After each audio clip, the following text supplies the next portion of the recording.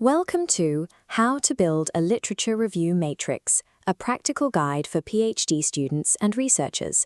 I am Dr. Ella Jabbar Al-Maliki from the School of Computing at University Utara, Malaysia. During the first few months of a PhD, you download 10 research papers, then 50. Soon you have 200 PDFs sitting in a folder. You remember reading an important limitation that could become your research gap, or a methodology you wanted to test, but you cannot remember which paper contained it. The solution to this problem is a literature review matrix. It operates as a structured research database built specifically for your study. Instead of keeping information scattered across highlighted documents and notebooks, you summarize the critical data from each paper into one table. This diagram maps the doctoral journey. The matrix sits as the critical middle step.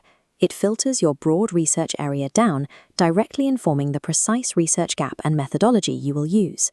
A reference list simply tells your examiners what you have collected. A literature review matrix forces you to understand what the literature is telling you. It synthesizes the existing work so you can generate original knowledge. Let's construct a matrix. Each row normally represents one research paper. Each column represents a particular type of analytical information you want to extract from that paper. You start with foundational metadata: author, year, title, and publication. Tracking the publication year allows you to examine exactly how research in your specific area has evolved over time. Next are the research problem and research objective columns. Do not copy an entire paragraph from the introduction. Ask yourself what motivated the research, and summarize that answer in 1 or 2 sentences.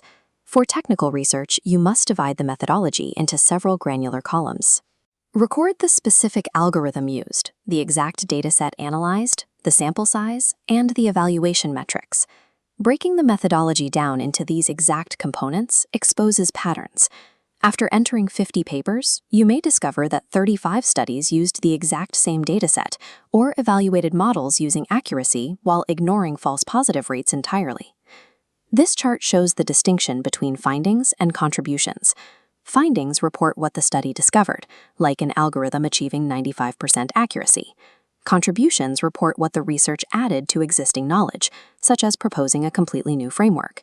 As you identify the contributions, you must also hunt for limitations. Look for small datasets, experiments limited to controlled environments, or computationally expensive methods. These explicit and implicit weaknesses populate your research gap column. Add a column titled Relevance to my research. Every paper you log must pass this filter. If you cannot explain why a paper matters to your specific study, do not record it. Let's practice extracting this data. Here is a mock conclusion from a cybersecurity paper reporting 98% accuracy in a controlled lab. Look closely at the final sentence regarding live enterprise networks. The correct extraction yields 2 distinct points. The limitation is the simulated lab environment. The research gap is the lack of real-world enterprise validation. Extracting a research gap requires active, critical translation of the source material. You process what is missing rather than simply transcribing the author's statements. Zooming out on a 60-paper matrix reveals macro patterns. Heavy concentrations of studies focus purely on accuracy, next to sparse columns with 0 real-world implementation. 50 papers evaluate accuracy, 8 investigate implementation, 0 combine the two. This exact quantitative breakdown proves your research gap exists. This split screen compares thesis writing styles. On the left, a weak review describes individual papers one by one. On the right, an analytical review groups the studies using the methodological patterns extracted directly from the matrix. As you build your own matrix, avoid creating unnecessary columns that slow down your workflow.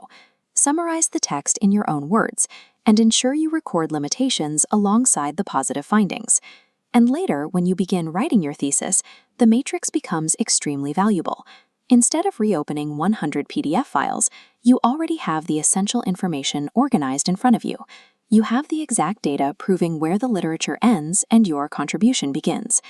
The literature review matrix operates as an engine for your doctoral research. It takes a disconnected pile of PDF files and transforms them into a defensible, structured argument. Start building